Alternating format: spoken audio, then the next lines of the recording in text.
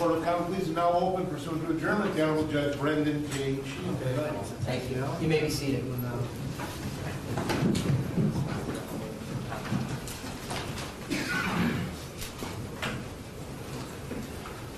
Okay, good morning. We're here today on the state of Ohio versus Crystal Candelario. That's you, Ms. Candelario. This is case number 23-682-241. Representing you, Ms. Candelario, is Mr. Derek Smith and Mr. P.J. Mulligan. Representing the state of Ohio is Ms. Anna Ferelia and Ms. Jordan Mason. Before we start, we've had numerous pre-trials on this matter, and we have an interpreter here that's been involved in all the proceedings, and Robert is here. Robert, do you want to stand up? Robert, you've been involved with the court. Your training and credentials as an interpreter has been reviewed by this court, and you are familiar with the National Association for Judiciary Interpreters and Translators, the Code of Ethics and Professional Responsibility, and you've interpreted here many times in this court. Robert, I want you understand that you are to be a neutral party who is here to facilitate communication, and that you should not offer advice or interject your opinion into these proceedings. You understand? Yes, Your Honor. All right. So with that, is there any objection to Robert being the interpreter for this hearing? Not on behalf of the state, Your Honor. No, Your Honor. All right. So Robert, you want to raise your right hand? You do solemnly swear that you will interpret accurately, completely, and impartially, using the best skill and judgment in accordance with the standards prescribed by law, and follow the official guidelines established by this court for legal interpreting or translating, and discharge all of the solemn duties and obligations of legal interpretation and translations as you shall answer unto God. Please say I do. I do. Thank you, Robert. All right. All right. So we're here today for a sentencing hearing. Ms. Candelario, on February the 22nd, you pled guilty to count 1, which is titled aggravated murder, an unclassified felony, which is potential sentence of life with parole eligibility after 20 years, life with parole eligibility after 25 years, life with parole eligibility after 30 years, or life without parole. You also pled guilty to count 5, endangering children, which is a felony of the 2nd degree, which is punishable by 2 to 8 years and or a $15,000 fine. And there's also the Reagan-Tokes advisements I advised you of, which is whatever sentence this court imposes on count 5 must be served 50% of that number. So we went through that at the plea, so you understand. At that time of the plea, we requested a pre-sentence investigation report. We received a report from Michael Rahm, R-A-H-M, on February the 28th. I shared it with both the state and the defense. Ms. Ferelia, Mr. Smith, have you had a chance to review this report? I have, Your Honor. Yes, we have. Any additions or corrections to this report by either party? No, Your Honor. No, Your Honor. I also have received sentencing memorandums and mitigation reports from the defense by Mr. Smith and Mr. Milligan, and I also received a state sentencing memorandum by Ms. Ferelia. With that being said, is there any additions or corrections that this court needs to review? With regards to the briefs, no, Your The Honor. briefs, yes. No, Your Honor. Ms. Candelario, are you ready to proceed to sentencing?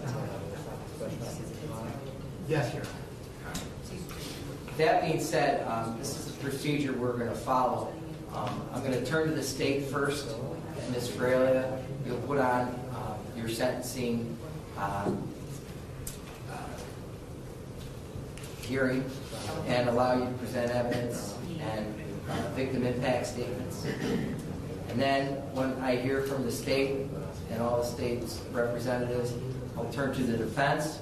I'll hear from you, Mr. Smith, and anyone who wishes to speak on behalf of Ms. Candelario. And then I'll hear from you, Ms. Candelario, and then I'll impose my sentence, okay? That's how we're going to operate. So with that being said, Ms. Fralia, are you ready to proceed?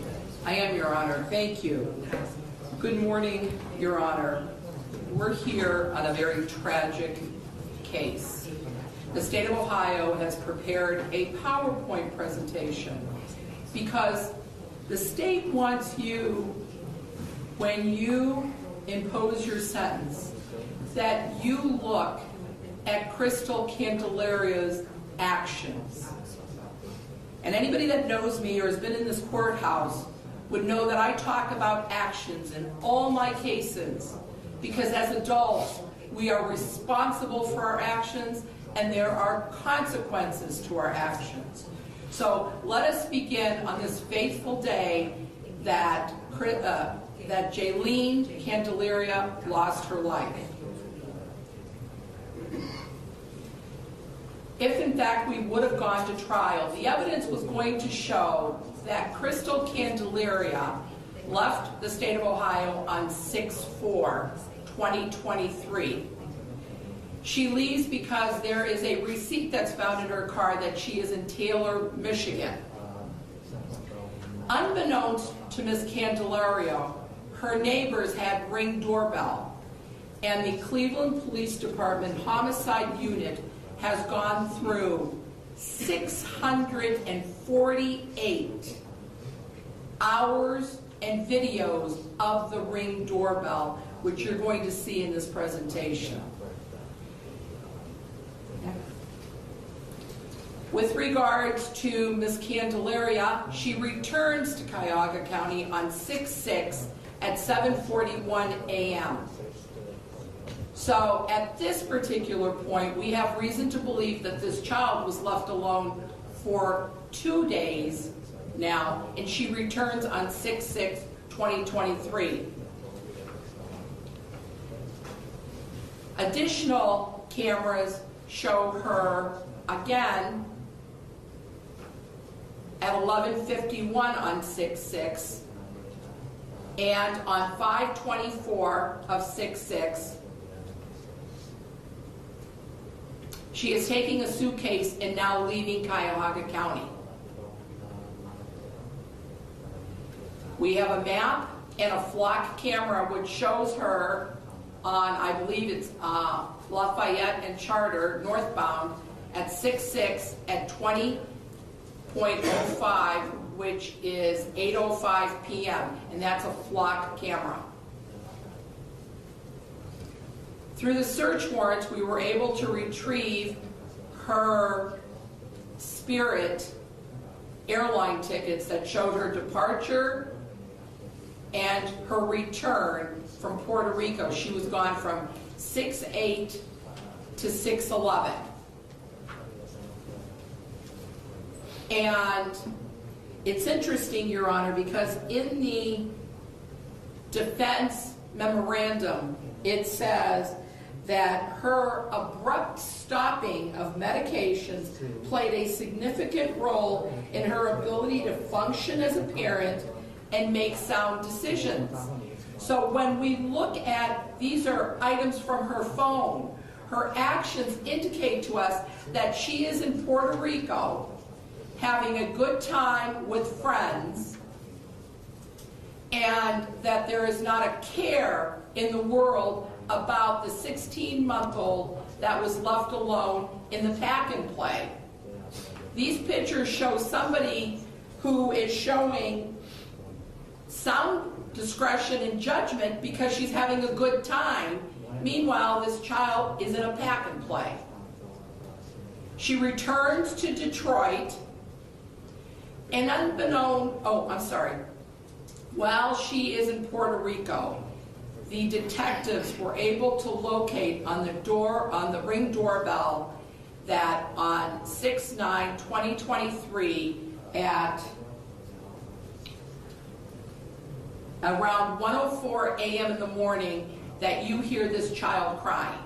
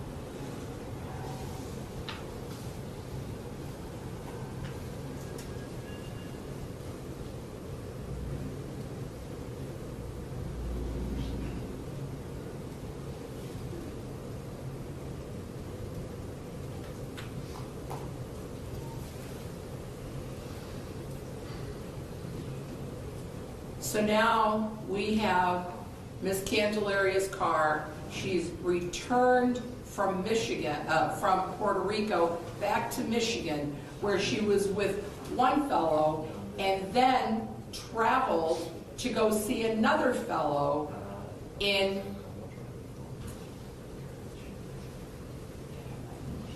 traveled to Imlay, Michigan to be with another fellow. So that's from 6/12 to 6/15. Her car is found on all these flock cameras. Not once is she returning to Cuyahoga County. Now we turn our attention to June 16th at 7:36 a.m. She is back in Cuyahoga County. Her car reappears in front of her house.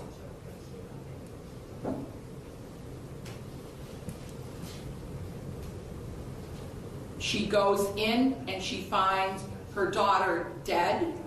She takes the time to redress her, and then she calls 911. Friday, June 16, 2023, 07:47 and 26 seconds. We were police dispatcher, so come on, do you need police, fire, or EMS? We were police, do you need police, fire, or EMS? What's that?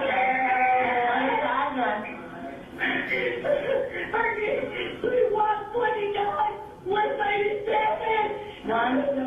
3129 West 37th. Hello? Please, I need help. Okay, I can't help you if I don't know where you're at, so tell me the address so we can help you. 3129 West 37th. Okay, is it a single, double, or an apartment? Please. What's your name? Crystal.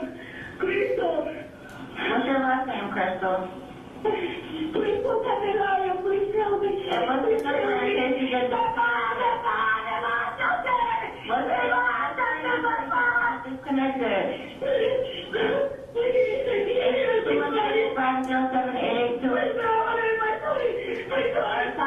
Tell me what's going on. I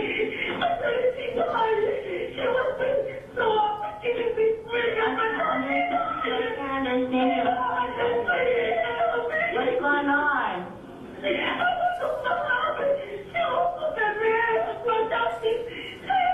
Okay, now, let me give you a calm down.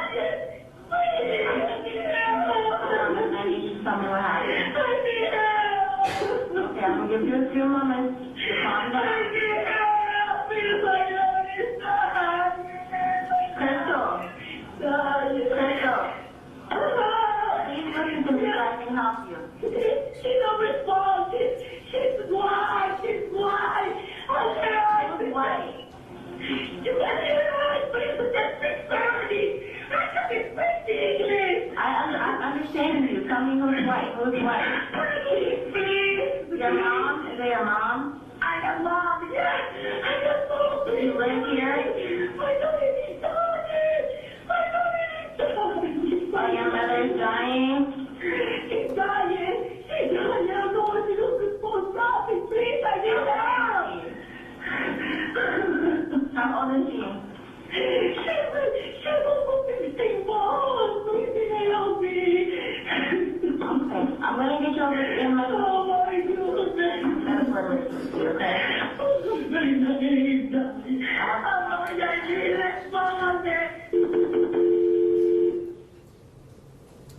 And then she's so overwrought with emotion on June 17th that she picks up and goes back to Michigan to meet up not with the guy that she had gone to Puerto Rico with, but the other guy that she was seeing.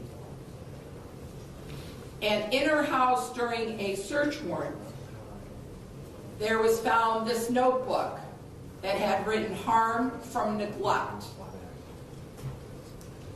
This is the location where Jaylene was housed for 10 days without anybody being present, any adult, in a 3x2 pack and play with maybe a bottle or two of milk and maybe some crackers. And the mattress that was found was urine laden and feces strewn throughout the pack and play. Now, this is where it begins, Your Honor. I come from an Italian Catholic family, and both my parents were immigrants and they spoke broken English. And we have this good interpreter that has been with us during this whole case. This is the very first interview, the crying of the 911, and this is the first interview that she has with a detective from homicide. Again, pay attention to her actions and how she speaks to this detective. But in the last week, she get a vomiting too. Remember right now when you mentioned the vomiting. She get a vomiting the last week, Monday and Tuesday, 2 times. But I was trying controlling because I know I give to her Tylenol or something, you know, for controlling the vomiting. Okay. Come on inside. This is my supervisor, Sergeant I'm Gomez. Candelario too. I give to her when she got a crying or vomiting. Hola, ¿qué tal?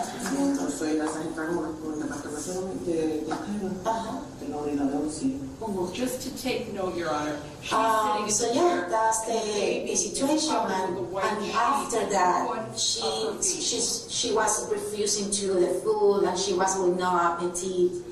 I say, oh my God. This is after last Monday and Tuesday when she was throwing up? Yeah. Okay. Yes. Are you talking about Monday and Tuesday like 4 days ago? Yeah, Okay. the last week, yes. Okay. Yes. Because we're almost done this week, so I talk about, Because what, this week? This week. Yeah, I talk about it because we're almost done, you know. Oh, we're almost done with this week. Yeah. Okay. All right, so that was just Monday and Tuesday of this week. She was throwing up. Yes. And then how was she Wednesday and Thursday? She was with no food, just with a meal because she was refusing. Maybe it's because she get vomiting 2 days, before. Yeah. So that's why What? I was scary because I say, oh my God, let me go to the hospital because she doesn't eat anything, and she was lose tiny, her weight. Yeah. I lose, her weight. But right now, this morning when I wake up, she was asleep. She sleep every day 12 hours. Okay. She sleep like at 9, 8 p.m. Okay. through 9 or 10 a.m. Okay. 12 hours. So, in this morning I was sleeping too. I never wake up. She was... What happened? What was going on last night? Last night she was crying a lot. And I see one moment when I was take a shower, and she was screaming like, I don't know, probably she get a pain. Okay. Maybe. About what time was that last night? Maybe at 7 or 8 p.m. Okay. So she was screaming like, probably for pain or something like that. In this morning when I wake up, I took her in the morning for, JD, wake up, and she wake up, and when I see her, I see she looks like a really, really dry, like a, ¿cómo se dice cuando una persona se chupa, o sea, Kind of like, yes. Oh, like her face was sunken in? So, Yeah. yeah. Y ahí fue Okay. que yo me asusté y she got dije, scared. yeah. And then she is then brought into homicide. She's arrested and brought into homicide and has another conversation with Sergeant Gomez and Detective Powell, and she continues now to perpetuate her lies. What time did you go to Detroit, Michigan on Monday? Monday morning?